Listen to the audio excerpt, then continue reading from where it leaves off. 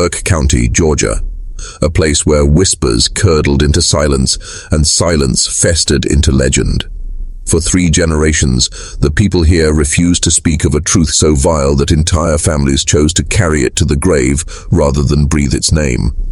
Between March of 1838 and September of the following year, death came 17 times to Willowben Plantation, sudden, inexplicable, and yet, each time, the record books lied. Not a single death certificate told the truth. The physicians of the county, sworn to heal, consigned their notes to fire. The county clerk himself tore away entire pages from the register, leaving a gap where human lives should have been preserved in ink. And when, at last, investigators rode down from Savannah in the chill of October 1839, they found not outrage, not grief, but an entire community bound together by silence, guarding something far more monstrous than the law could fathom. What they unearthed, buried deep in the root cellar beneath the great house, was not merely evidence of a crime. It was something that tore open the mask of Southern civility, something that mocked medicine, mocked faith, and mocked every claim the antebellum South made about its so-called refinement. And at its center, a single woman, determined to preserve a lie, even if it meant sacrificing flesh, blood, and the legacy of her name.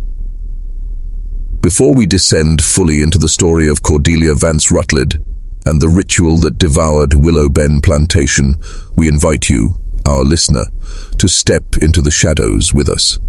Subscribe to Slave's Thought and share in the comments the place from which you are listening.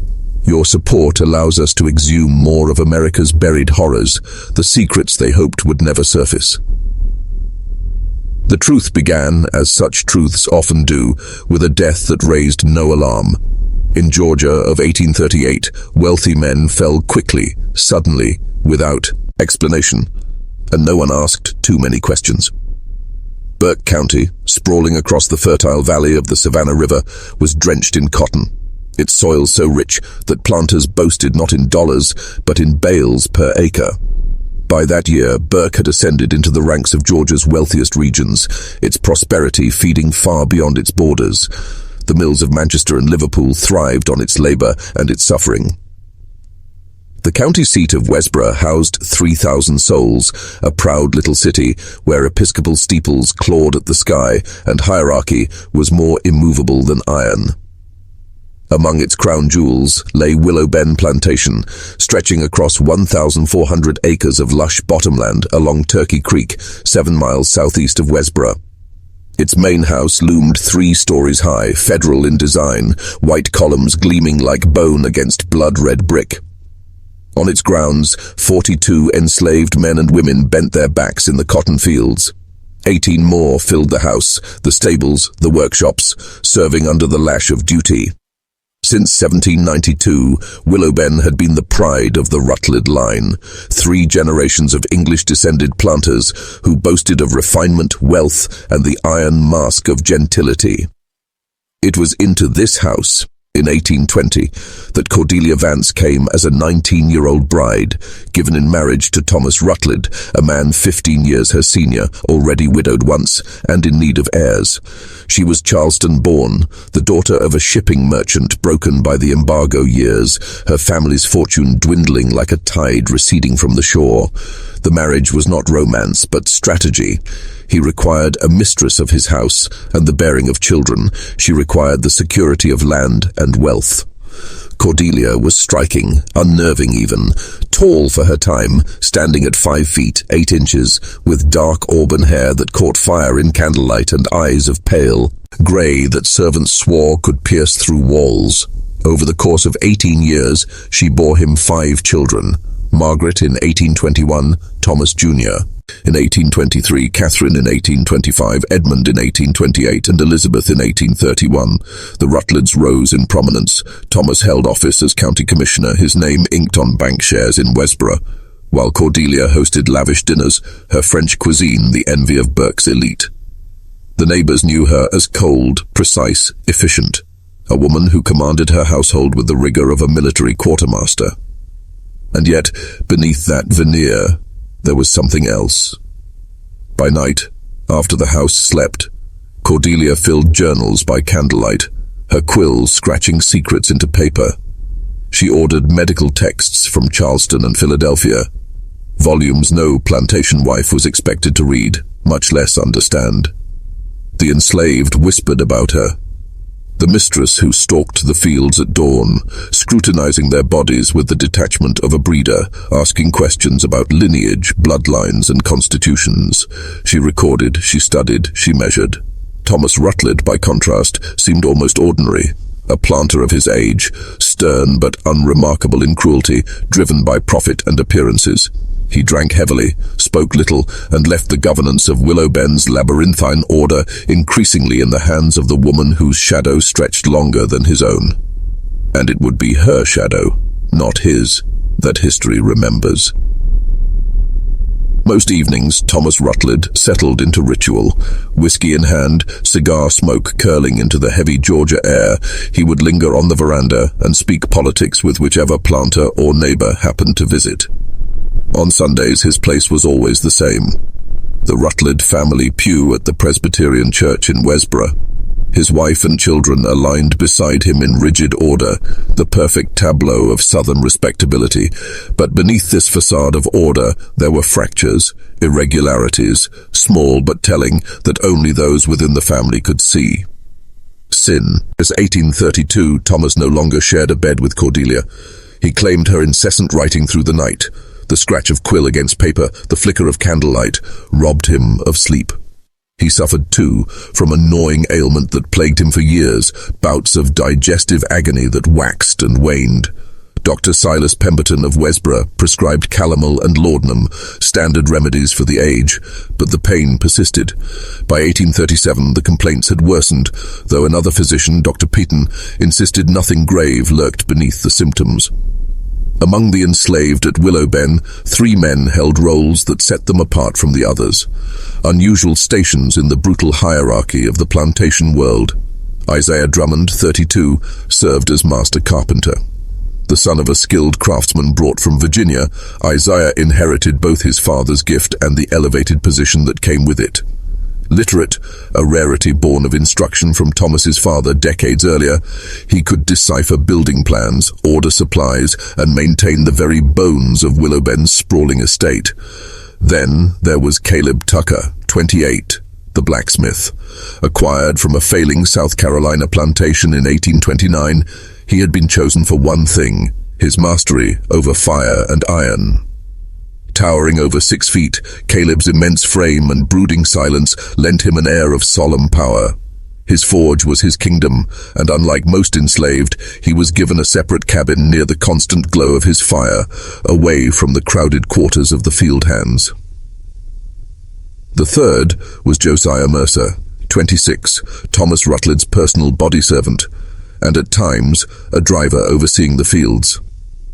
Josiah had been born into Willowben's shadow, the child of a house servant named Ruth, who succumbed to consumption in 1824.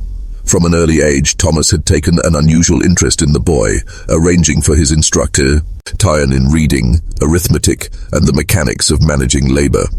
Josiah grew into a figure both servant and overseer, straddling a line few others were permitted to walk. The 3 men shared traits that bound them in unsettling ways. Each was tall, broad-shouldered, lighter of skin than most of Willowben's enslaved. Each bore skills that granted them privileges, the rare allowance to keep a fragment of wages earned when their labor was hired out to neighboring plantations, and each carried on his left shoulder blade a mark, a crescent-shaped discoloration, a birthmark identical across their bodies.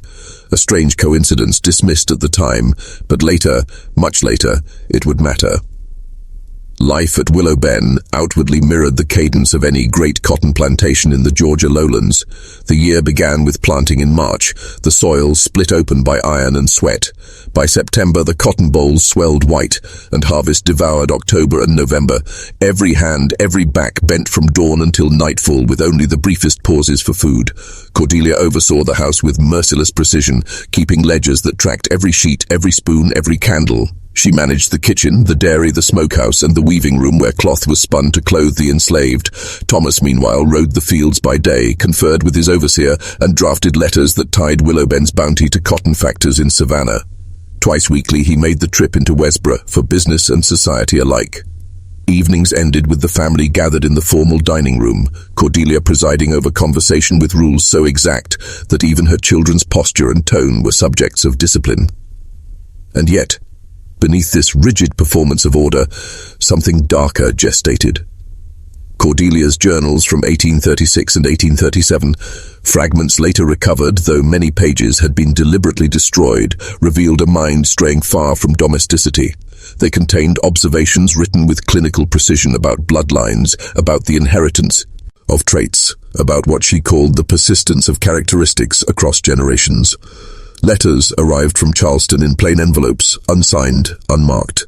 Supplies were delivered from Augusta, not the expected shipments of cloth or spices, but chemicals, mercury compounds, arsenic tinctures, instruments for hydrotherapic treatments.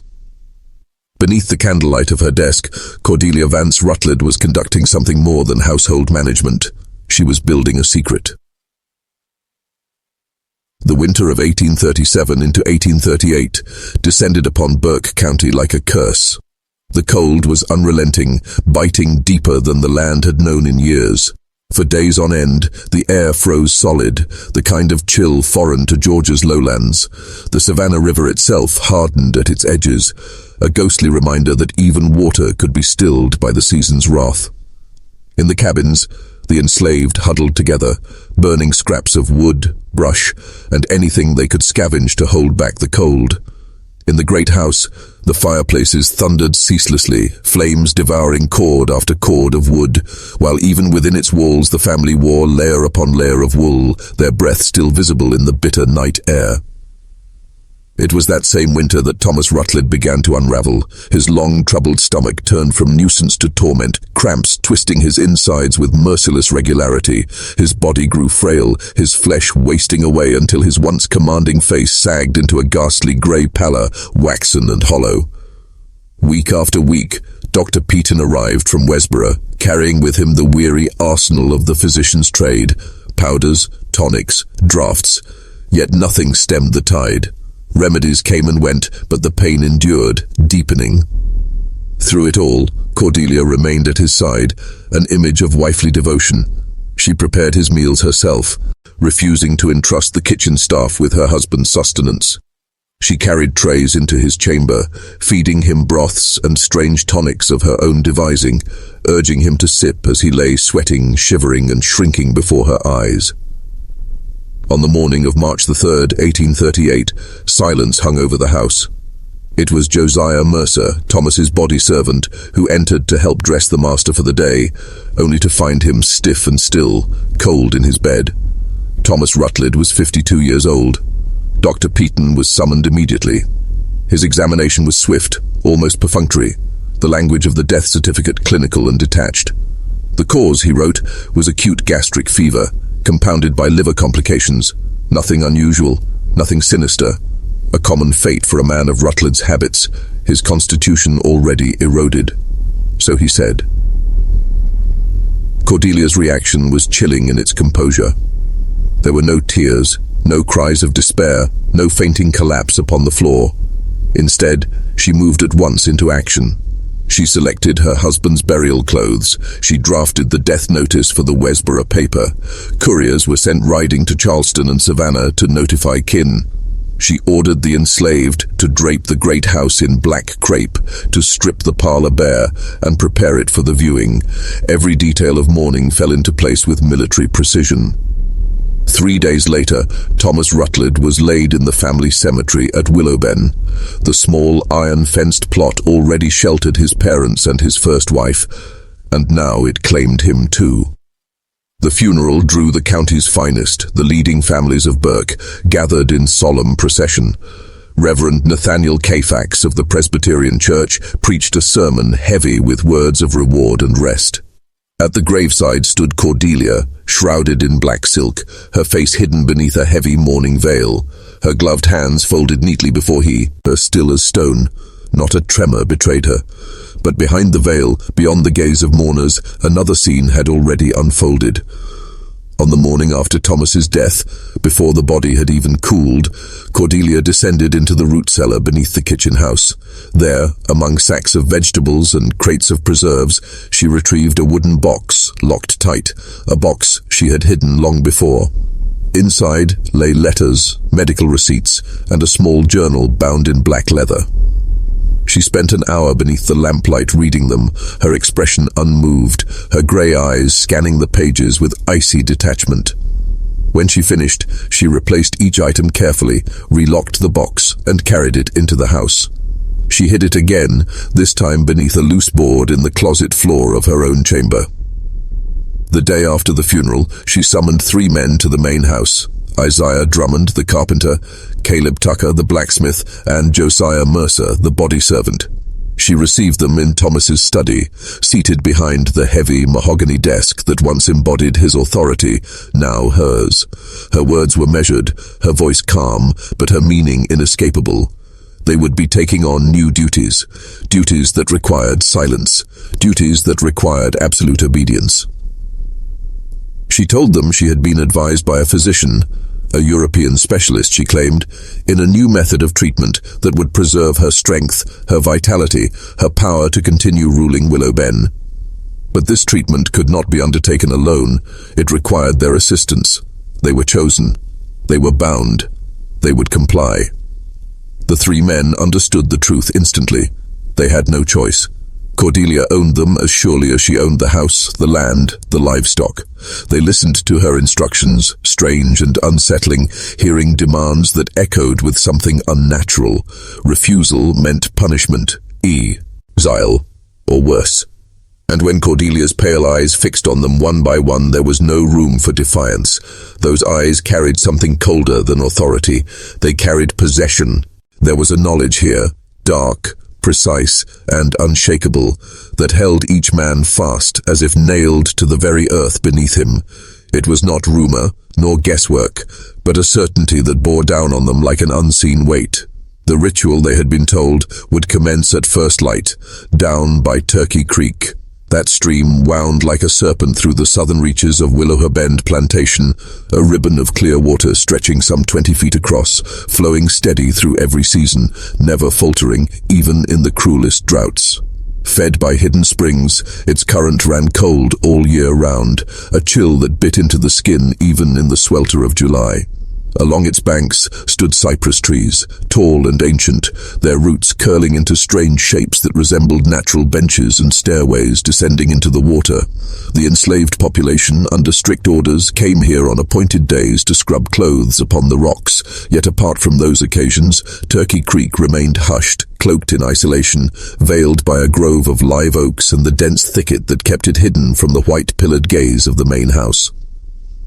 And so, on the morning of March the 7th, 1838, exactly 4 days after the funeral of Thomas Rutled, Cordelia made her way to the creek at the breaking edge of dawn.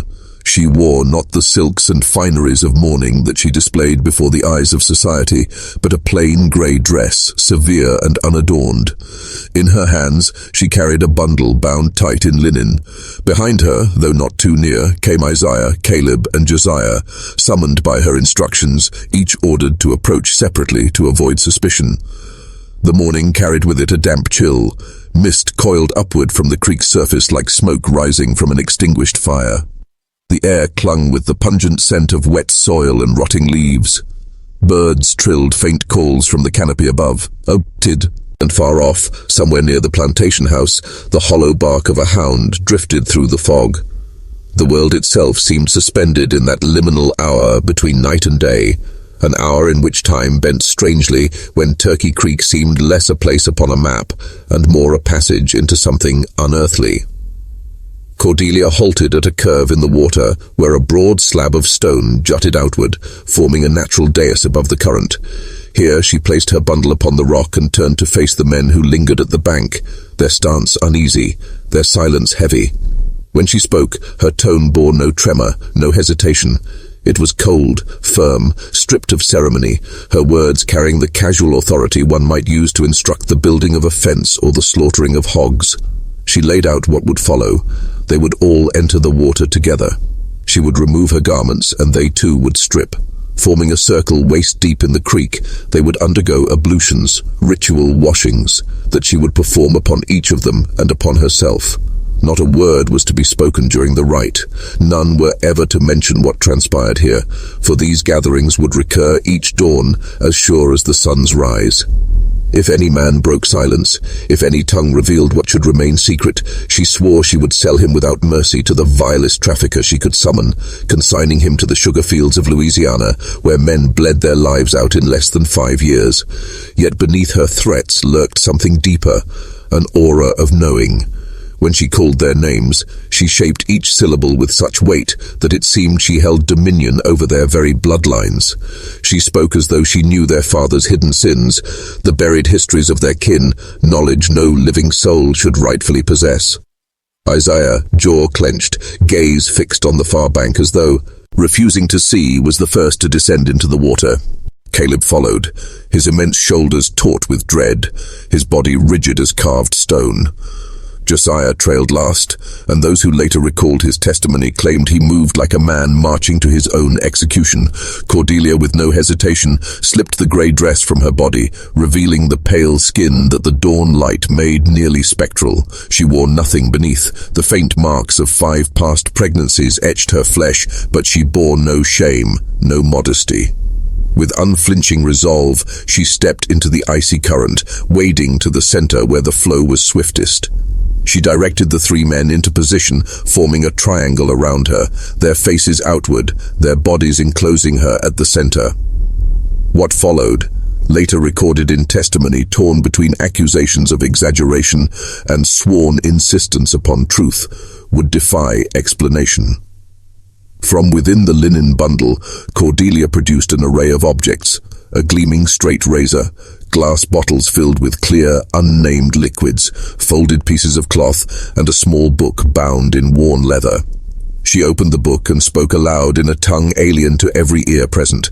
It resembled Latin, yet slipped into rhythms that bent away from Latin's familiar cadences, something older, more obscure, as though it came from before the age of Scripture. Then, with deliberate precision, she began to wash each man, scooping water from the creek and tracing patterns across their flesh, shoulders, chest, arms, spine, legs. When she poured one of the clear liquids over their skin, the reaction was immediate. The liquid seared and burned like acid, raising welts that stung like fire.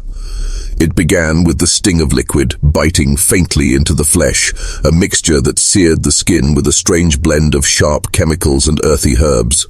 The odor hung in the damp morning air, acrid, bitter, almost medicinal, and yet threaded with something ancient, something ritualistic. Cordelia's voice carried steady and unbroken, her cadence measured, almost hypnotic, as she recited phrases from that leather-bound book. The sound of her words rose and fell with an unnatural rhythm, as though she were calling out to forces invisible, forces that answered in silence. The men remained rigid, their bodies locked, their gazes fixed anywhere but on her, on the trees that swayed in the mist, on the pale sky just beginning to break with dawn. They dared not meet each other's eyes, dared not look at her pale, unflinching form. When she finished with them, Cordelia turned the ritual inward, washing herself with the same deliberate precision, every movement exact, methodical, and unsettling in its calmness.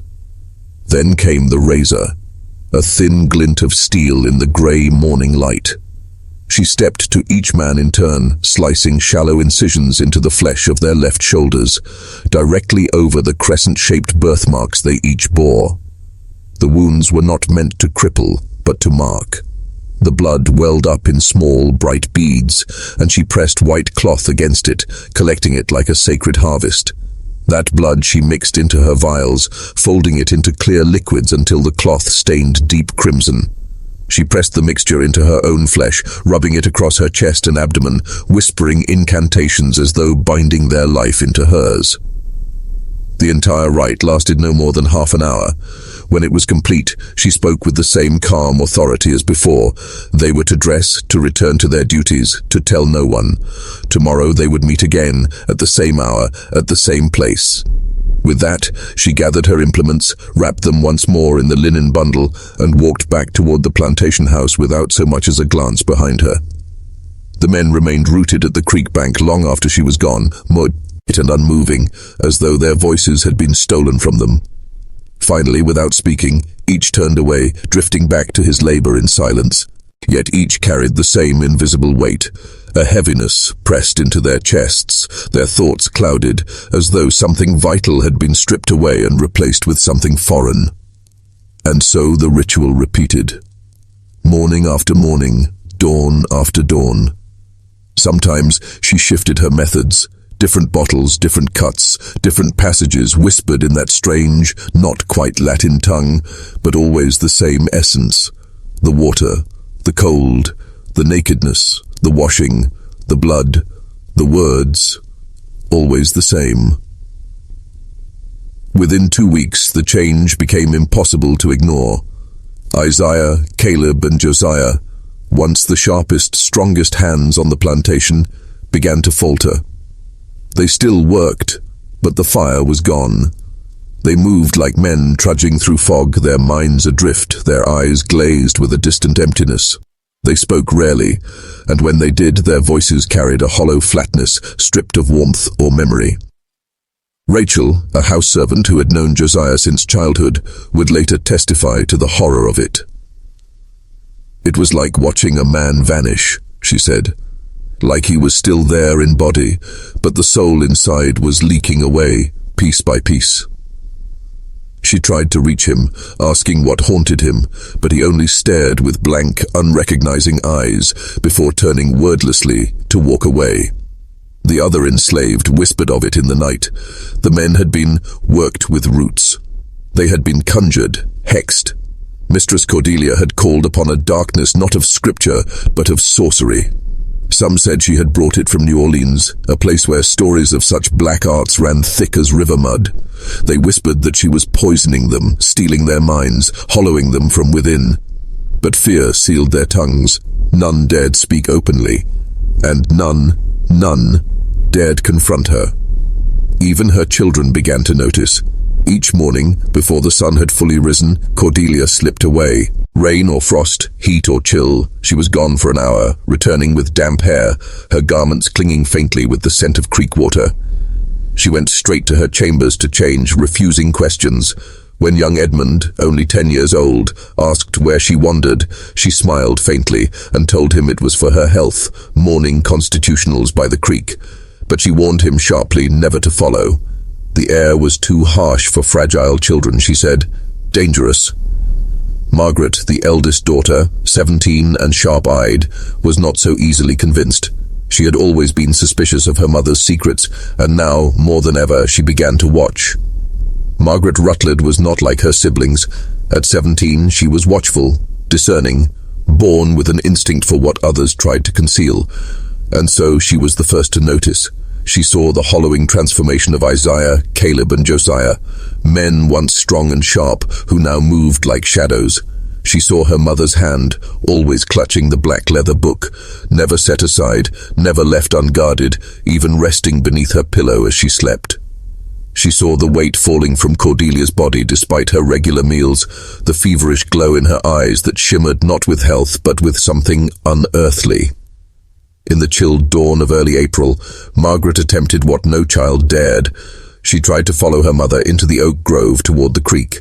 She slipped from the house with careful silence, watching Cordelia's figure vanish beneath the dark trees. But Cordelia was waiting. She had anticipated betrayal. From the shadows, she seized Margaret's wrist with a grip like iron, so harsh it left dark bruises that would bloom for days. Her voice, low and cutting, carried more terror than any shout. And she warned her daughter, if she ever followed again, if she ever spoke of these morning disappearances, Cordelia would see to it that Margaret's life was smothered before it ever began. No marriage, no freedom beyond Willowbend, no future at all, only a lifetime chained to her mother's house. Margaret, shaken to her core by the venom in her mother's eyes, fled back inside, trembling. That night, with trembling hands, Margaret confided to her hidden diary, a small leather journal buried deep in her wardrobe. Her words were fearful, almost frantic.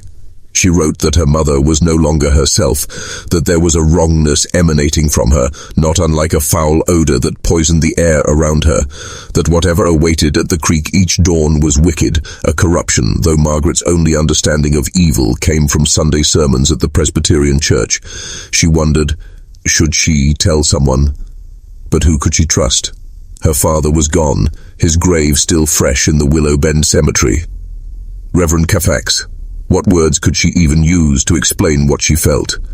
In the end, Margaret resolved to keep silent, to wait, to watch. And she did.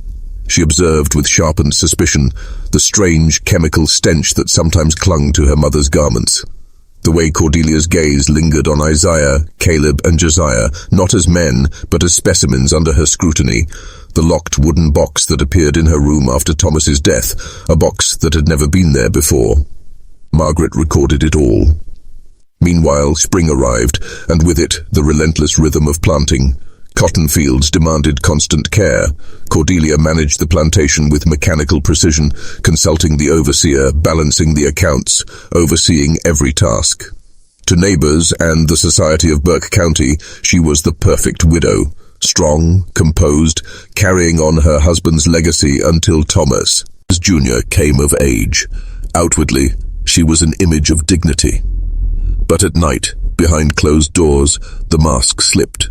By the flicker of candlelight, Cordelia wrote compulsively in her journals. Her entries were cold, clinical. She detailed the deterioration of Isaiah, Caleb, and Josiah with the detachment of a physician. Their sluggishness, their dulled responses, their weakening vitality. She recorded dosages, frequencies, changes. She copied excerpts from medical texts, interlaced with cryptic correspondence from someone she named only as Dr. H. She even catalogued her own physical sensations, strengths she claimed were returning, improvements she attributed to the treatments. And in between the notes, darker passages appeared.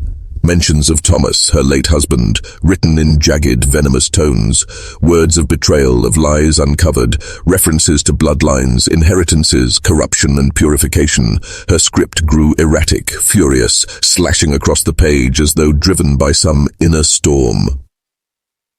If this chilling descent into darkness sends a shiver down your spine, share this story with someone who craves the secrets of forgotten America. Strike the like button. It helps bring these buried horrors to light. And subscribe so you never miss what lies ahead. Because by May of 1838, the transformation of Isaiah, Caleb, and Josiah could no longer be denied. All three men had withered before the eyes of Willowben. Their bodies wasted, their steps dragging as if gravity itself had doubled in weight. Isaiah, once a prodigy of memory, a craftsman who could erect elaborate structures with nothing but thought as his blueprint, now fumbled like a novice, clutching written notes for the simplest repairs. Caleb, once the master of iron and fire, produced warped joints and clumsy seams where once precision had reigned. And Josiah, whose recall had been sharp as a blade, could be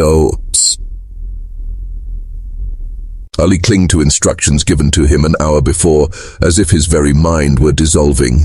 It was in late May that Dr. Silas Peaton arrived at Willowben, summoned under the pretense of treating young Elizabeth Rutled's persistent cough. He was a man of 63 years, a physician schooled in the Medical College of Georgia at Augusta, and seasoned by more than 3 decades of practice in Burke County. Small and deliberate in build, with the fastidious mannerisms of a clockmaker, Peaton was regarded as meticulous, though his science was shackled to the knowledge of the 1790s, supplemented only by decades of trial and error. While attending to the coughing child, fate guided his gaze outward. There, he spied Josiah Mercer, staggering beneath the weight of firewood, his face gaunt, his hands quivering uncontrollably.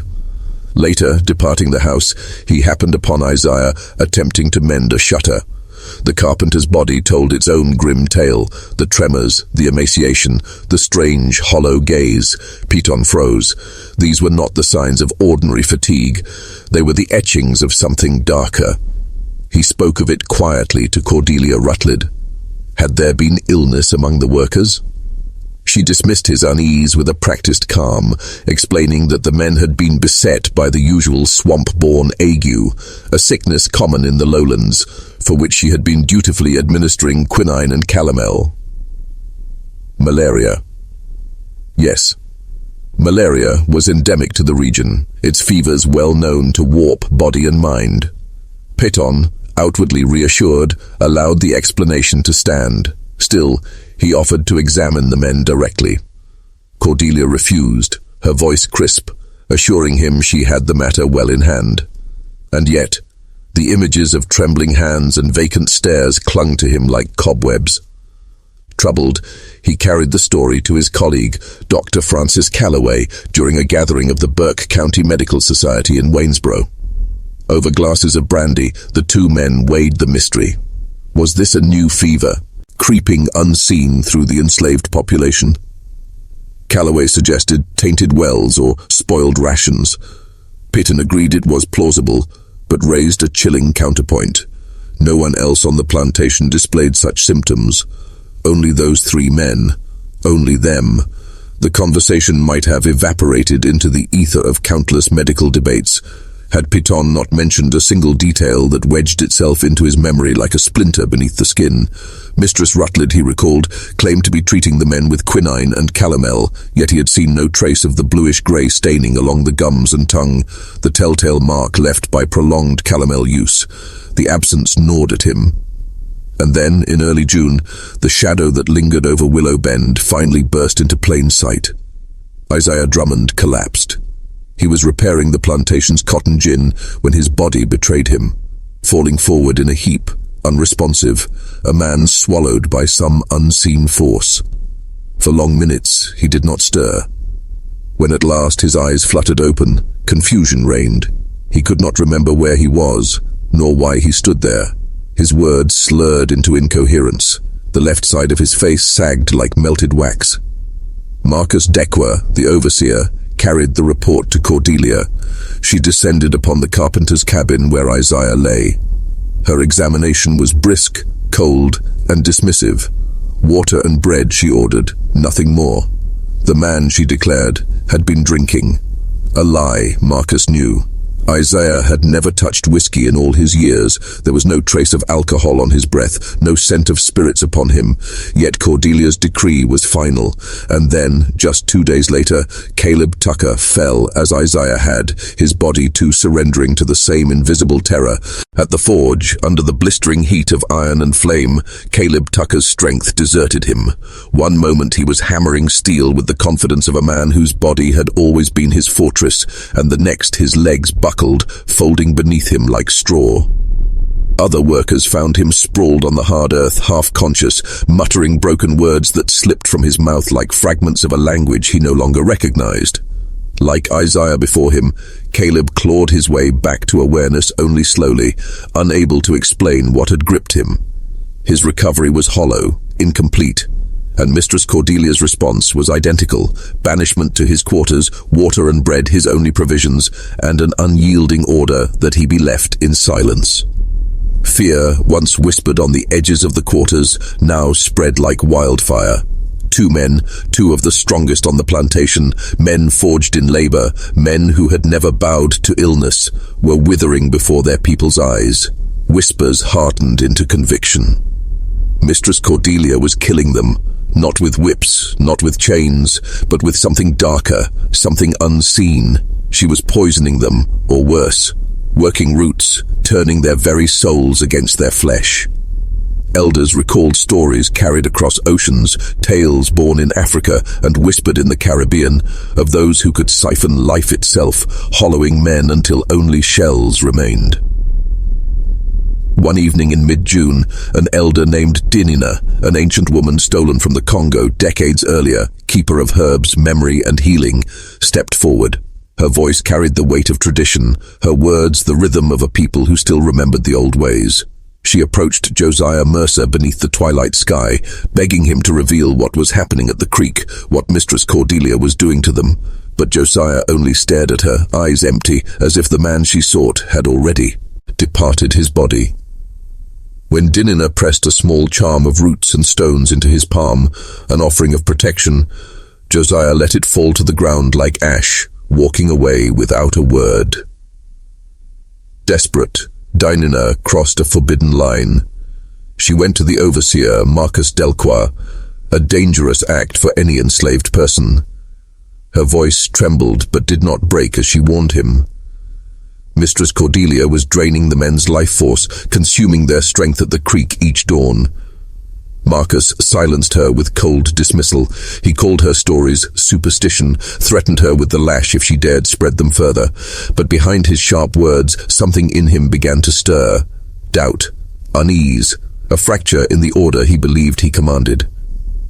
Marcus Delqua was 35, a product of Louisiana, born to French-speaking parents, molded by a life of discipline and cruelty. He was no stranger to violence. His trade did not allow him the luxury of compassion, but he was a man who lived by observation, by order, by routine. And Willowben was unraveling. He had seen the changes with his own eyes, the way the three men wasted like candles burning too fast, the way Cordelia vanished at dawn, only to return with an energy that seemed unholy for a woman freshly widowed. She was not fading. She was thriving. She moved with vigor, her skin flushed with vitality, her presence sharpened as though youth itself was flowing back into her veins. It was as if the life drained from the men was being transfused into her. So Marcus began to watch, quietly, patiently. Each morning he rose before the first light, positioning himself at the edges of the path leading into the shadowed woods of Turkey Creek. And every morning he saw it.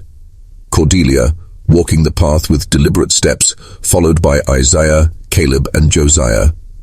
He never dared go near enough to glimpse the ritual itself. Something primal warned him against crossing that line, but he charted it, noted its exact timing, its unwavering regularity. Curiosity turned to investigation. Marcus began digging into Cordelia's life with the precision of a man cataloguing evidence. He pressed the house servants, disguising his questions as idle chatter. He learned of letters arriving from Charleston in unmarked envelopes. He discovered shipments of strange supplies ordered through an Augusta apothecary. He heard whispers of her time in Philadelphia, 2 years spent at a girls' academy, an education uncharacteristic for a Southern woman, perhaps even dangerous in what it had exposed her to. By late June, Marcus held in his hands a mosaic of troubling pieces, fragments of a portrait that pointed to something unnatural, enough to fuel suspicion, enough to make him consider going to the county authorities. And yet, what would he say? That a widow walked to the creek each morning with 3 of her slaves, that those slaves, once strong as oak, now faltered like dying reeds, that his mistress, rather than mourning, seemed to grow younger by the day. The story Marcus held was thin as smoke, but the fear creeping through Willowben was solid as stone. The strange illnesses of 3 enslaved men, whispered about in the quarters, carried no weight in the eyes of the law. To the county authorities, such tales of root work and curses were nothing more than superstition. Black men wasting away was no crime. It was merely life on a plantation in the deep south. Fever, mystery, and death haunted the enslaved constantly, and as long as the cotton field stayed full and no white life was imperiled, the law turned its gaze elsewhere. Marcus Delqua, the overseer who had begun to suspect that something unnatural was unfolding at Willowben, could not yet imagine that another figure, someone far more dangerous, far more resourced, was also watching Cordelia Rutled. In Charleston, more than 100 miles away, a man named Victor Kensington had been waiting for over a year for word from Cordelia. Kensington was no ordinary physician. At 52, he bore the polished manners of a gentleman but carried a reputation steeped in scandal and dread. In 1829, he had been expelled from the medical establishment in Pennsylvania, his license stripped away after accusations that he conducted forbidden experiments upon patients at the Philadelphia Hospital for the Insane. Whispers claimed that he had driven men mad in the name of discovery, that women under his care had disappeared without record. Shamed and exiled from the northern academies, Kensington fled south, carving out a new life in Charleston among the city's wealthy elite. There, he rebranded himself as a consultant of unconventional medicine, offering secret therapies to clients who craved what orthodox science could not provide. He called his specialty vital transfusion therapy, a method woven from fragments of European theories on animal magnetism, life force, and rejuvenation. ideas that had gripped occult-minded physicians in the late 1700s. His treatments were elaborate spectacles, bloodletting followed by ritual bathing, the ingestion of chemical tinctures, whispered invocations, and the careful breaking down of the patient's psyche. He claimed he could siphon strength, youth, even years of life from one body into another. He promised the ageless dream of alchemists that disease could be undone, that time itself could be slowed. For the desperate and the rich, Kensington was irresistible. Wealthy men ravaged by consumption, women terrified of age etching itself across their faces, all came to him in secret. They paid fortunes, they left with promises, and yet, time and again, those who underwent his so-called therapies either wasted away within weeks or vanished from Charleston society altogether. It was during a family visit to Charleston in 1836 that Cordelia first encountered this man of shadows. At a salon hosted by a wealthy widow with a taste for intellectual curiosities, she listened as Kensington lectured on European discoveries in Vital Force, describing how aging and illness might be mastered if only the hidden energies of the body were properly manipulated. Cordelia, already a quiet student of medicine and anatomy, was spellbound. She arranged for a private audience at his office on Church Street. Inside a chamber lined with anatomical drawings, glass jars filled with preserved organs, and the smell of strange chemicals, Cordelia confessed to him something she had never dared to share aloud. She believed her late husband, Thomas Rutled, had deceived her in the most intimate and appalling way imaginable. Her story, as she revealed it, was one of betrayal masked by respectability. Cordelia suspected that Thomas had been sterile, or nearly so, the lingering consequence of a venereal disease he had contracted as a young man. To preserve his reputation and his bloodline, she claimed, Thomas had devised a monstrous arrangement. He had drugged her with laudanum, sometimes for days at a time, leaving her dazed and pliant. During these fugue states, Cordelia believed other men had been brought to her bed, men chosen by Thomas himself.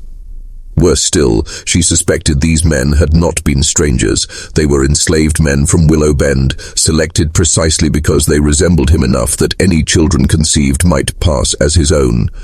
This way, Thomas could maintain the facade of virility, preserve the illusion of a flourishing lineage, and bury the shame of sterility behind his wife's silent compliance. Cordelia admitted to Kensington that she possessed no signed confession, no written proof, only years of careful observation, gnawing suspicion, and patterns she could not ignore. Her eldest daughter, Margaret, bore no likeness to Thomas, but mirrored instead certain features she had noticed among the enslaved community. Her second son, Thomas Jr., carried a darker complexion, a curl to his hair that raised questions, whispered but never spoken aloud. Most damning of all, Cordelia had discovered a peculiar mark, a crescent-shaped birthmark, present on 3 of her 5 children. The same mark she would later observe etched into the flesh of Isaiah, Caleb, and Josiah, men who had been born at Willowben just years before her own offspring entered the world. Cordelia's revelation was not merely a suspicion of infidelity. To her, it was proof of violation, of betrayal at the deepest level of family and blood. And to a man like Victor Kensington, it was more than tragedy. It was opportunity. Whether her theory was a genuine conviction or merely the feverish delusion of a woman hardened by years of loveless marriage and isolating despair is impossible to prove. What is certain, however, is that she clung to it with an unshakable grip until it became less a belief and more an all-consuming obsession that devoured every fragment of her being.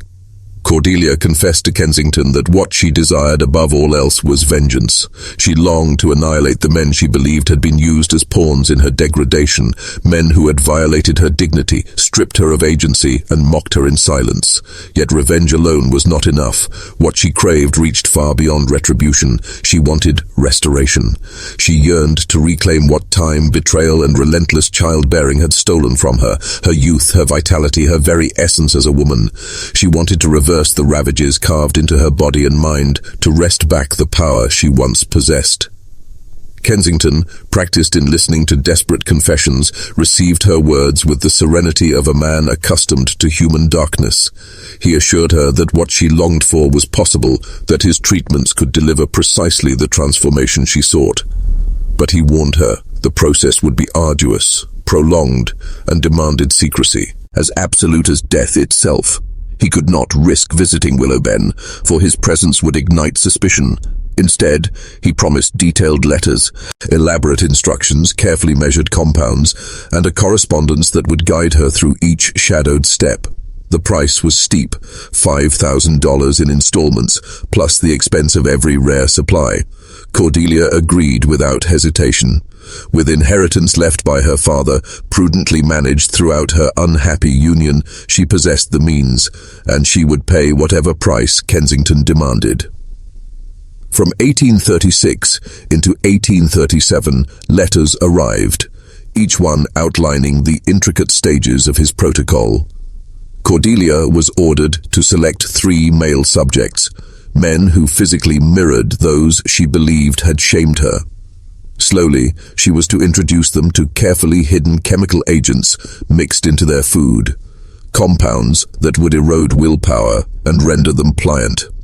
When Thomas, her husband, was finally gone, she could initiate the full regimen: ritual baths in chilling water, repeated bloodletting, anointment with tinctures and strange preparations, all accompanied by incantations, verbal formulas Kensington insisted would draw their vitality into her.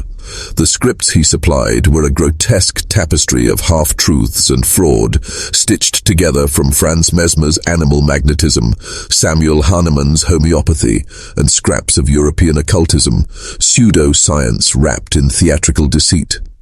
The poisons he sent were real enough: mercury compounds, arsenic solutions, digitalis extracts, alkaloids distilled from deadly plants. Administered in exacting doses, they corroded the nervous system, leaving the subjects weak and broken, while creating the illusion that their strength was being siphoned away. But chemicals alone were not enough. Kensington demanded psychological domination.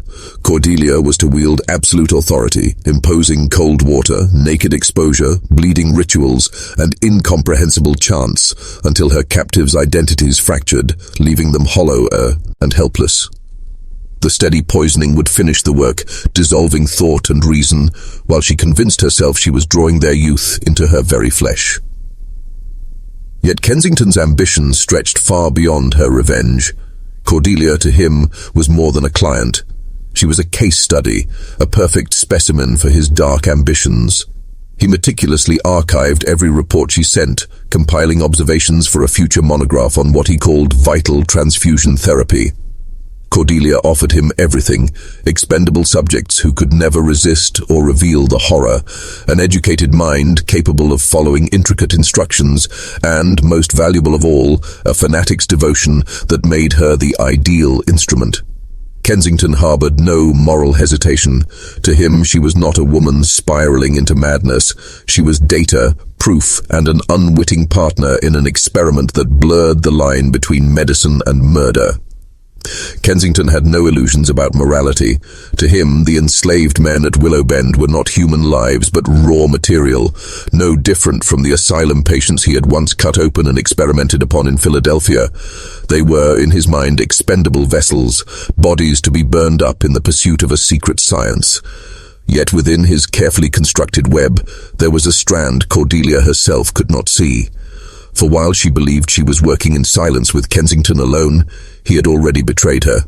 He had been corresponding with a third party, another figure in Burke County whose motives were far darker than hers. This unseen watcher paid Kensington handsomely for every letter, every description of her rituals, every detail of her unraveling state of mind. And this shadowy patron had no intention of aiding her. Their plan was far more ruthless: to weaponize Kensington's reports and to destroy Cordelia Rutledge utterly. By July of 1838, the stage was set beneath a sky that seemed to press down upon Burke County like a suffocating hand. The heat was merciless. Each morning, before the sun had fully risen, the temperature soared past 90 degrees, and from that point until dusk the air was thick and stagnant, a damp, choking breath drawn from the waters of the Savannah River. In the fields, enslaved workers moved with the exhausted rhythm of survival, their bodies bent against rows of cotton that grew thick and heavy in the sweltering season. In the great house of Willowben, the family retreated behind shuttered windows, collapsing into the coolest rooms, struggling to sleep through the long, punishing afternoons. Cordelia, however, did not yield to the weather. If anything, the suffocating heat only intensified her fervor. Her dawn rituals grew more extreme, her obsession sharpening into cruelty.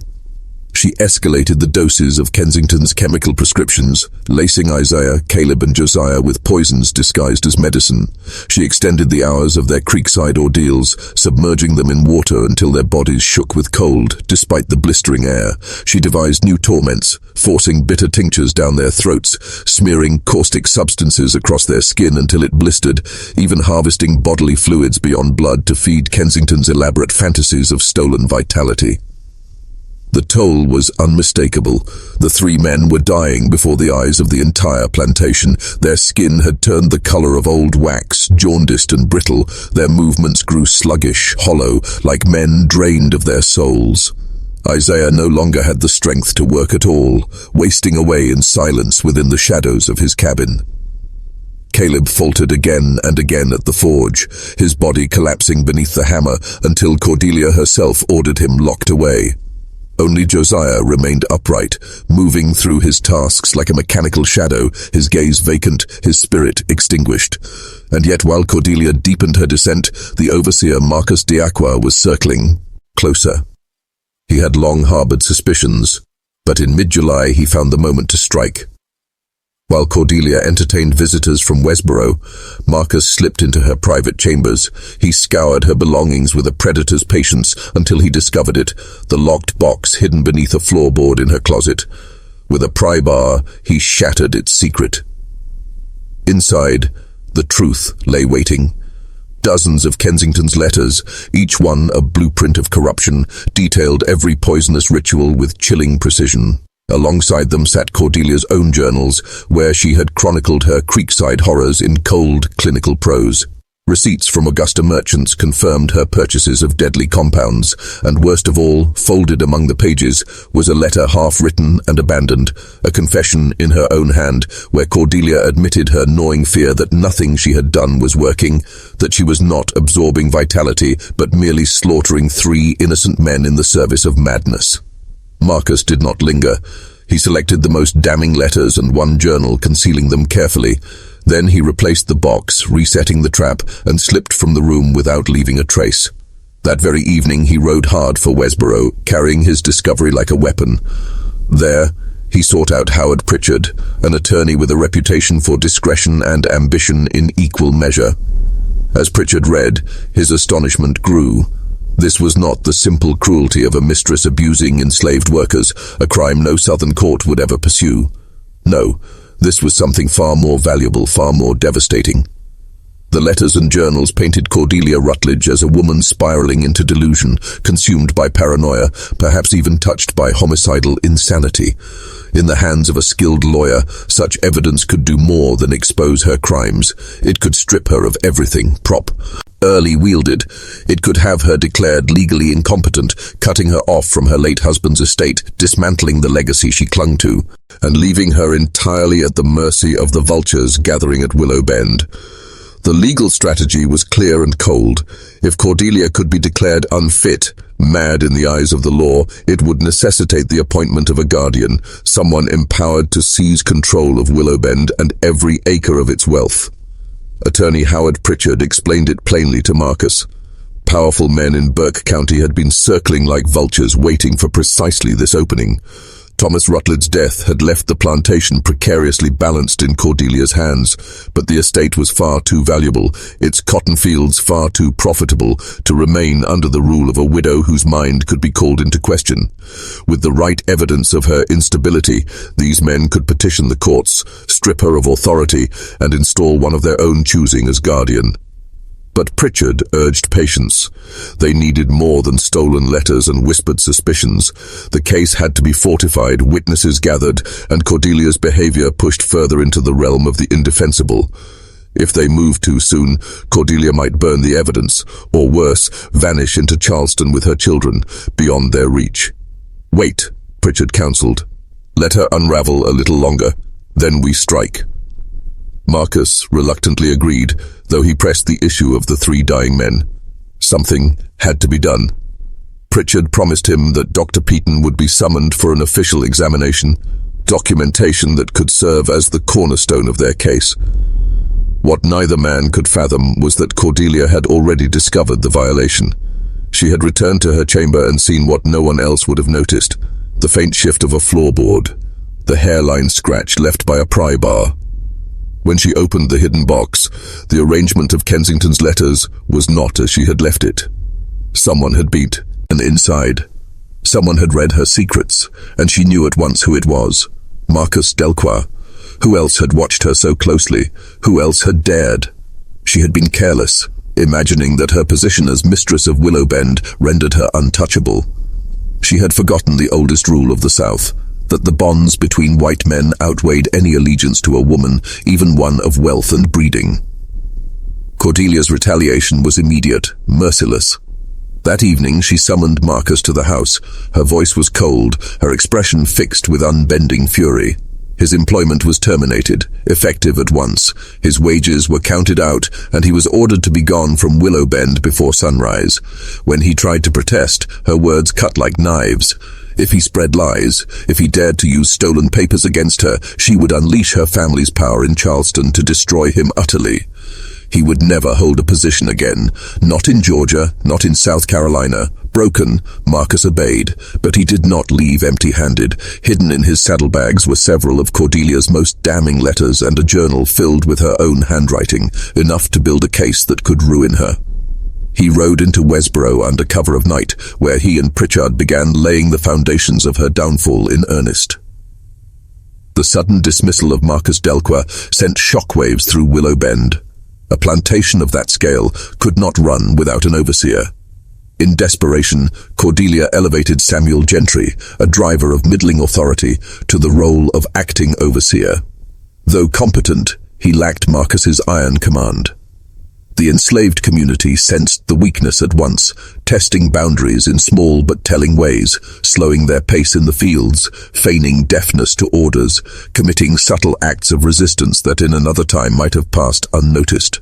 Cordelia's response was brutal. She tightened her grip with violence. Whippings increased for even minor offenses. Rations were cut. A strict curfew was imposed. Gatherings after dark forbidden outright. The air at Willowbend thickened with dread. The plantation became a pressure chamber of cruelty and resentment, a place where fear stalked every corner. And through it all, Cordelia's rituals at Turkey Creek did not falter. If anything, they grew sharper, more fervent, as if the unraveling of her world only deepened her devotion to the secret rites that consumed her dawns. Isaiah Drummond breathed his last on the night of July 28, 1838.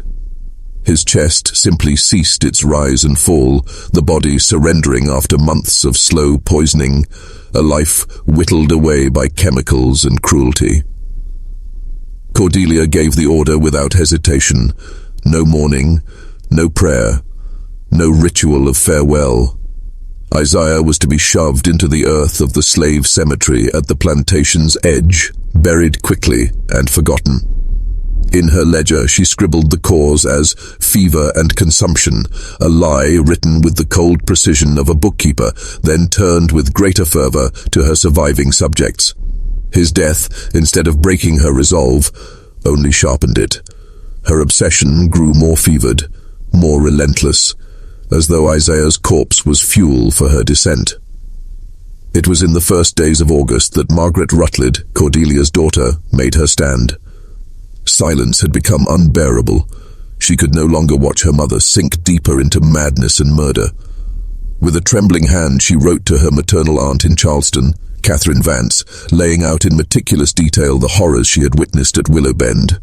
Her mother's strange, secretive absences before dawn, the collapse of the enslaved men under her treatments, Isaiah's recent death, and the oppressive shadow of something unholy that seemed to cling to the land itself. The letter, hidden beneath a servant's errand to Westboro, was slipped away from the plantation in secret. 10 days later, it arrived in Charleston. Catherine Vance, a widow of stand-ins and influence, read her niece's words with mounting dread. Each line struck like a hammer until horror itself compelled her to act.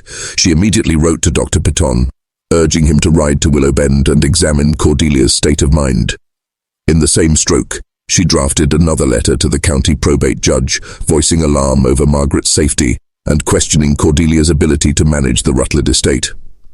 These letters, converging at the very moment Howard Pritchard was weaving his own legal entanglements, formed a noose of pressure tightening around Cordelia's neck. By the end of August, unseen forces had already begun moving against her, though she had yet to grasp the scale of the conspiracy that surrounded her. Dr. Piton arrived on August the 20th under the guise of a routine family visit. He examined all 5 of the Rutled children and found them largely in sound health, though young Edmund bore a telltale strain, nervous, shaken, shadows under his eyes.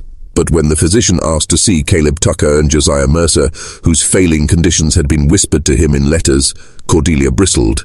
She dismissed the concerns with practiced poise, insisting the men suffered from common summer fevers, nothing more. Piton pressed, firm and insistent, until at last she relented. She led him to the cabin. There lay Caleb Tucker, stretched across a filthy cot, his body a ruin of skin and bone, his eyes fluttered, consciousness slipping, his breath shallow and ragged. Piton bent over him, and what he discovered froze his blood. Extreme emaciation, the blue-grey stain of heavy metal poisoning clinging to gums and fingernails. Neurological damage plain in the tremors of wasted muscles, in the staggering weakness of uncoordinated limbs. Across his shoulders and chest, burns, a chemical's cruel signature etched into living flesh. These were not fevers. These were the scars of torture in the guise of medicine. Demanding to see Josiah, Piton was met with the same dreadful evidence. Poison coursed through him as well. The doctor turned to Cordelia then, and the mask began to slip. He pressed her, demanded to know what treatments she had forced upon these men, and in that moment her composure cracked, though not with guilt. With the intensity of conviction, she began to speak of European protocols, of purifying baths and tinctures, of remedies she believed would heal her own failing body. Piton listened, aghast, as the words spilled out: mercury, arsenic, digitalis, names of death dressed as cure, administered in doses that were monstrous. Finally, he told her the truth she would not name. She was not healing, she was killing. These were not cures, but instruments of murder. He said he would inform the county at once that the experiments must end, that the bloodletting must stop. Cordelia's reply was quiet, measured, terrifying. In the calmness of her voice was something more dreadful than madness itself. She looked at him and said, Piton was met with a response that chilled the marrow. Cordelia stared at him with unwavering certainty and declared that he had no authority over what transpired within the bounds of her own estate. These 3 men, she explained with venomous conviction, had not been chosen at random. They had been selected for a singular, terrible purpose, one far beyond the comprehension of any outsider. To her, they were not victims. They were instruments. They had violated her in ways that went deeper than flesh, deeper than bone, complicit, whether knowingly or blindly, in her husband's scheme to humiliate, to debase, to shatter her dignity. In her eyes, they deserved every agony she inflicted. More than that, she believed she had found vindication in their suffering. She insisted the treatments were working. She felt it within her body, strength returning, vitality blooming, youth clawing its way back into her veins. To her, the transfer of life was no delusion. It was real. Dr. Piton left Willowbend, shaken to his core. His training as a physician could not shield him from the horror of what he had seen. nor from the cold rationality with which Cordelia justified her cruelty. That very night, he put pen to paper and wrote directly to Westboro, filing a formal report to both the county sheriff and the probate court. His testimony, layered with clinical detail, now aligned perfectly with the damning documents Marcus Dioqua had smuggled to Howard Pritchard. Together, they formed an irrefutable wall of evidence, one strong enough to bring the full weight of the law crashing down on Cordelia Rutled. On September the 3rd, 1838, Sheriff Benjamin Talmadge rode to Willowbend under court order.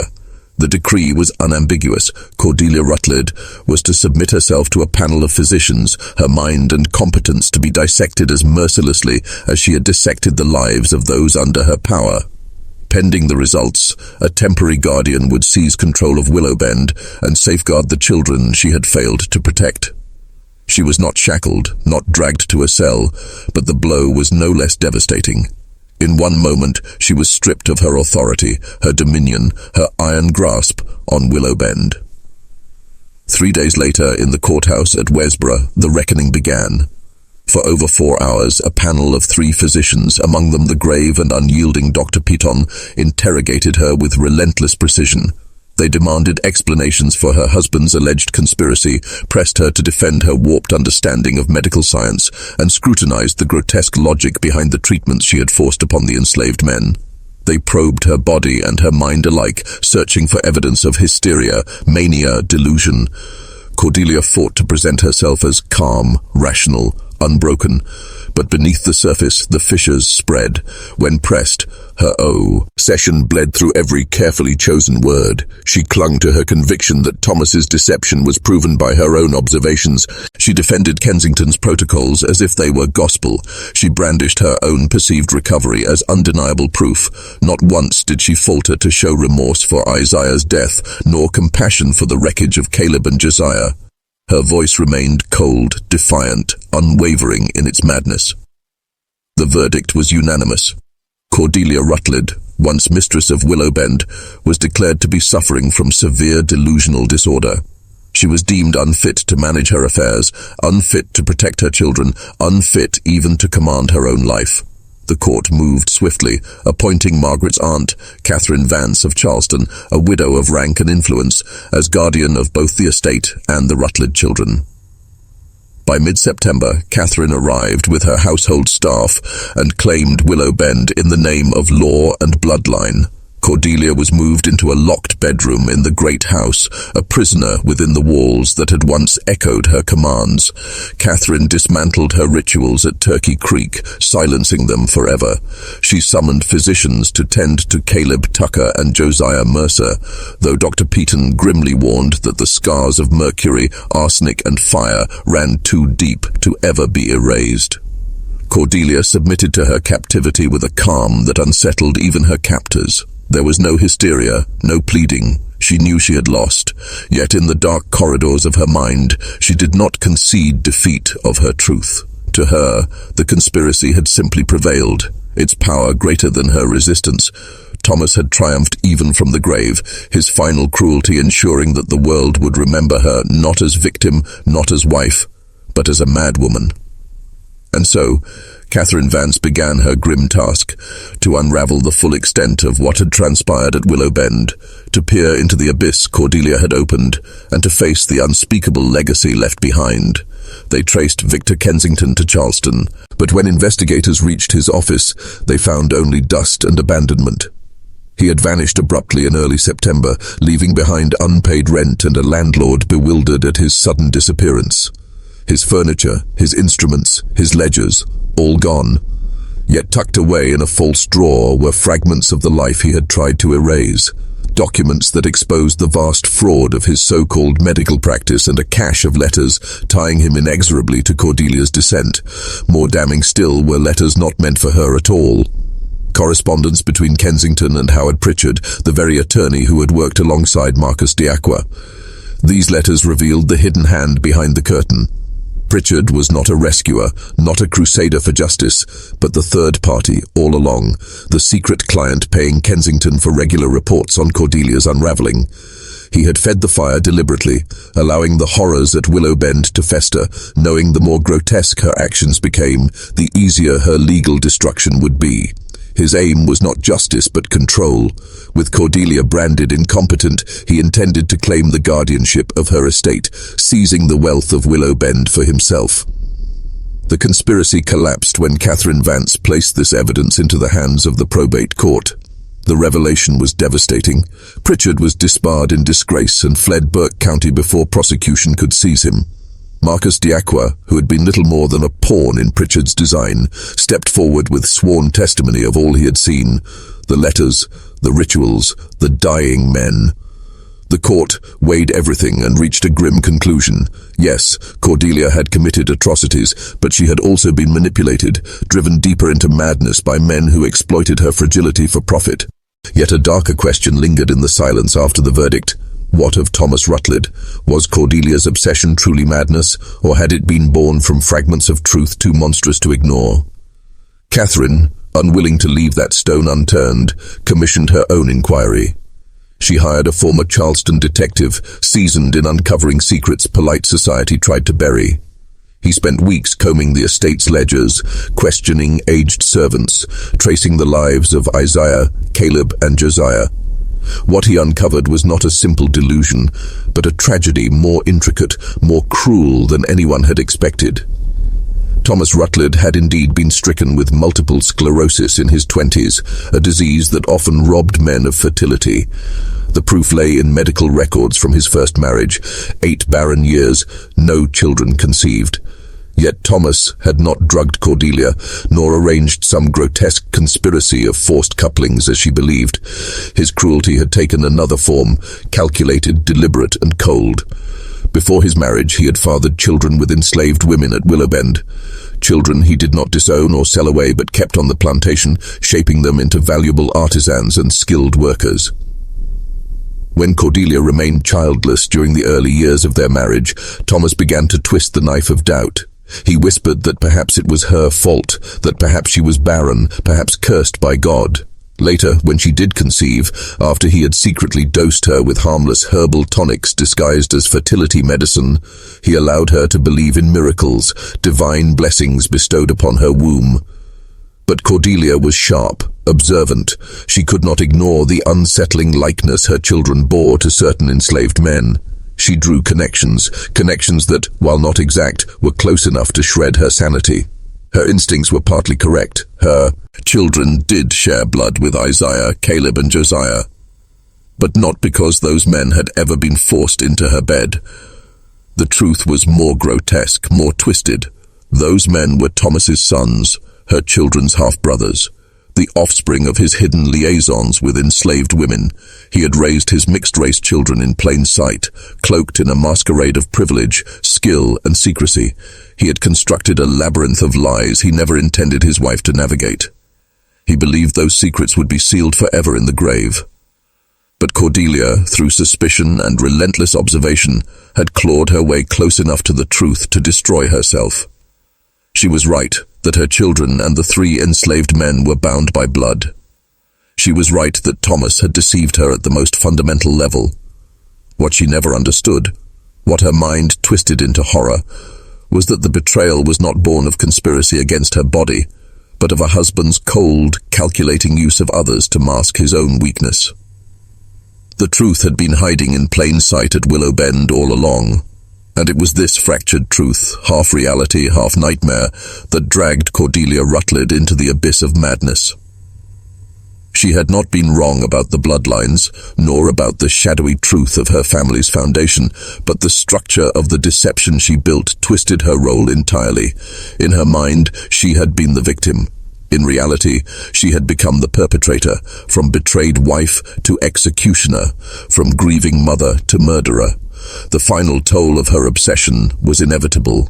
On September 24, 1838, Caleb Tucker's body gave out, his organs finally collapsing under 6 relentless months of poison, tinctures, and ritual torment.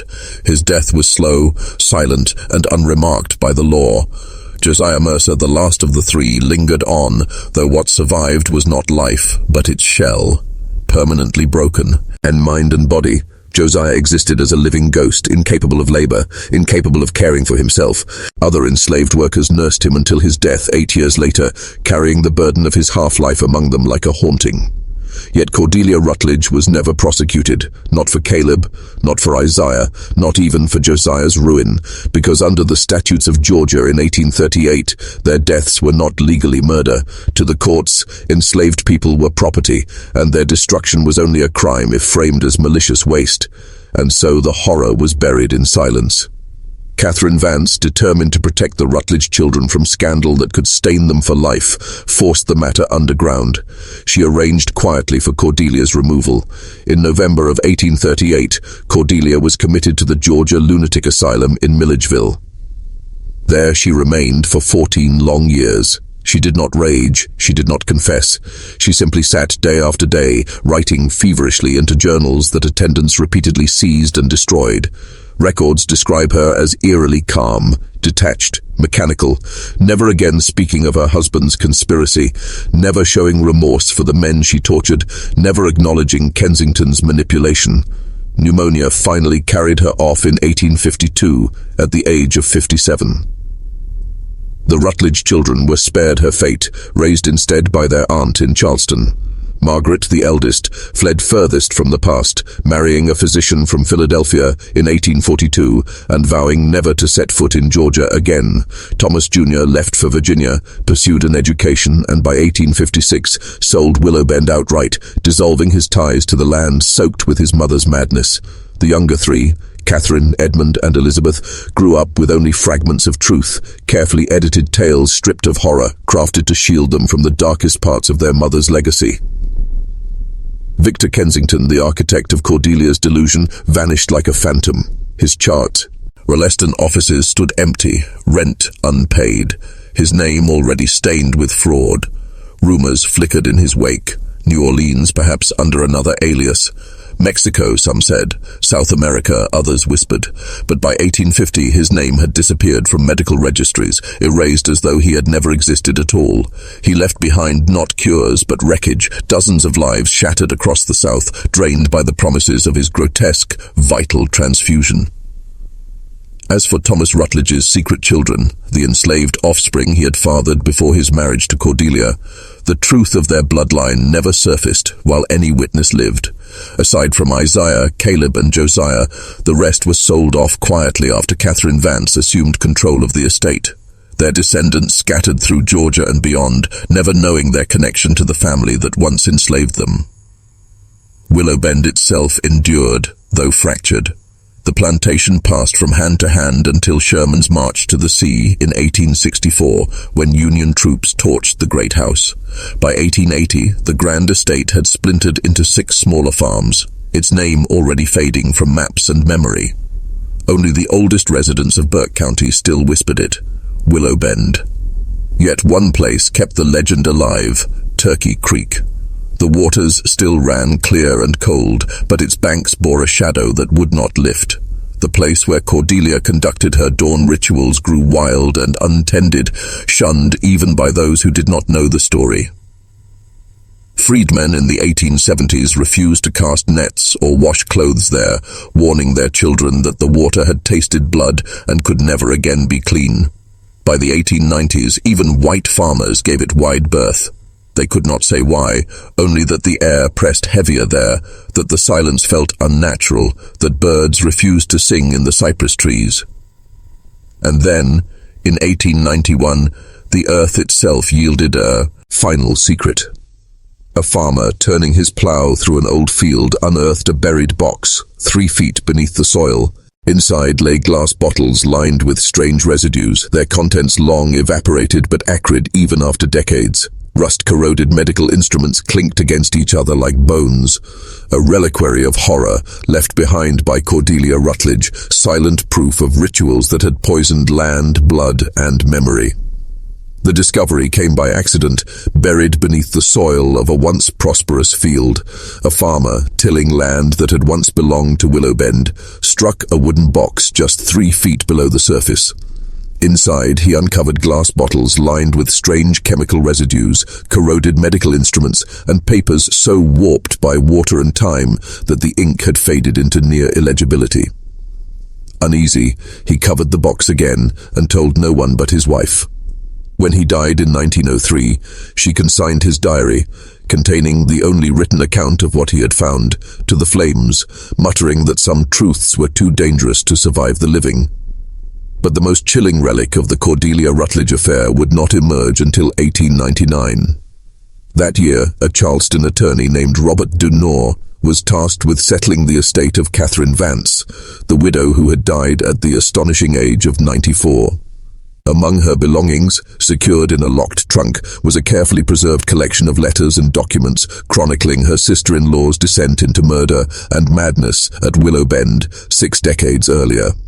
One letter in particular, written by Cordelia herself from the asylum in Milledgeville in 1846, transfixed Dunor. He read it only once before locking it away forever. Years later, he confessed to a colleague that its contents were unbearable. The woman wrote with terrifying lucidity about her own madness, he said. She understood perfectly what she had done and why. She knew she had poisoned men who were innocent. She knew the physician guiding her was a fraud. She knew but her husband's conspiracy existed only in fragments, warped into monstrosity by her own paranoia. And yet, even knowing this, she admitted she would not have chosen differently. That was the most horrifying part. Not that she was insane, but that she recognized her insanity and embraced it. Dunor consigned Cordelia's letter and most of the contents of Catherine Vance's trunk to the fire. He spared only a handful of items, receipts from the asylum detailing the payments made for Cordelia's care. A short account Margaret had written in 1840 of her mother's final lucid conversation before she was committed, and one single page torn from Cordelia's own journal. Dated March 10, 1838, just a week after Thomas Rutled's death and only 3 days into the Creek rituals, it offered a glimpse into her mind at its most fevered. The entry read, "I have begun the treatments prescribed by Dr. H. The 3 subjects responded just as he predicted. During the first session I felt nothing, no renewal, no spark of vitality. But today, on the 3rd day, there was something. Perhaps it was merely the shock of cold water against my skin. Perhaps it was the thrill of finally seizing action after years of despair. Or perhaps the treatments are working, and what I felt was the first stirring of restoration. I cannot yet be sure, but I know this. I will not stop. I have traveled too far down this road to turn back now. Even if a whisper of doubt tells me I am only murdering 3 men to sustain a delusion, that whisper must be strangled. Faith is part of the treatment. Belief is essential. I must believe." That single page remained sealed away in the Dunor family archives until 1947, when the attorney's grandson donated it, along with a short explanatory note, to the Georgia Historical Society. The archivists catalogued the fragment, but quietly locked it in their restricted collection, refusing to exhibit it or grant casual researchers access. Its provenance was too uncertain, its content too disturbing. To this day, it is shown only to scholars who can prove a serious academic purpose. Meanwhile, in Burke County, Cordelia's name lived on, reshaped by memory into legend. Elders whispered the tale of the woman at Turkey Creek, an allegory of grief twisted into obsession, of evil nurtured by a society that sanctioned slavery and absolute dominion. But with every retelling, the truth frayed further, details warped into myth. By the 1920s, the name Willowben had already begun to dissolve into folklore, its history blurred into whispers carried on the wind. Most who spoke of it dismissed the tale as nothing more than a fireside invention, a ghost story told to keep children from wandering too close to dangerous waters. The truth, rotting beneath the soil and carried in the current of Turkey Creek, was nearly erased. The last living witness to the horror, the final thread binding memory to reality, was a woman named Sarah Drummond. Born in 1835, she was the niece of Isaiah Drummond, the skilled carpenter and enslaved man who had been sacrificed in Cordelia Rutledge's dreadful rituals. Sarah lived to the almost unimaginable age of 106, passing away in 1941. In those final years, frail yet unbroken, she lived with her great-granddaughter in Augusta. Sometimes, when the night grew heavy and memory grew too sharp to ignore, she spoke of her uncle Isaiah. She remembered him not as a victim, but as a man. Kind, intelligent, gifted with his hands. A craftsman whose life was stripped away by obedience demanded at the end of a whip. She said he had no choice when summoned to the creek at dawn, no choice but to kneel where the water ran cold and cruel. But what haunted Sarah most was not the manner of his death. She recalled Isaiah whispering to her in the fading days of his life that dying itself was not the worst part. The true torment was the slow erosion of self, the terror of forgetting who he was while his body remained alive. He told her it felt like being carved away piece by piece, identity dissolving until he was little more than a shadow standing in his own skin. 70 years later, when Sarah spoke of this memory, she wept as though the wound was still fresh, saying some cruelties echo so profoundly that they reverberate across generations. When Sarah Drummond died in 1941, the last living voice of Willowben died with her. What remained were only fragments, scattered papers tucked into forgotten trunks, brittle pages hidden in historical society archives, scraps too incomplete to reveal the full truth. Future generations would know only outlines, that something unspeakable happened at a plantation in Burke County in 1838. That a woman named Cordelia Rutledge had been confined to an asylum, whispered to have committed unspeakable crimes against enslaved men. That 3 lives had ended under mysterious circumstances, but the intricate lattice of horror, the psychological descent, the conspiracy of lies, the medical fraud, and the cruelty entwined with family secrets, all of it slipped into silence. Time devoured the details, leaving only shadows, and yet one thing still remains. Turkey Creek still winds its way through Burke County, its waters cold, its surface calm, its banks unmarked and unremarkable. To the casual eye, it is indistinguishable from any other southern creek. But those who live nearby say the land remembers. They say the water remembers. And within families scattered across Georgia, in half-forgotten fragments of oral history, the story persists.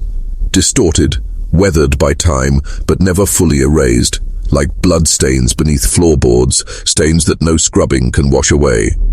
Willowben is more than legend. It is a mirror held up to the darkest recesses of the Old South. It shows us how desperation, grief, and betrayal can warp a human soul into something monstrous.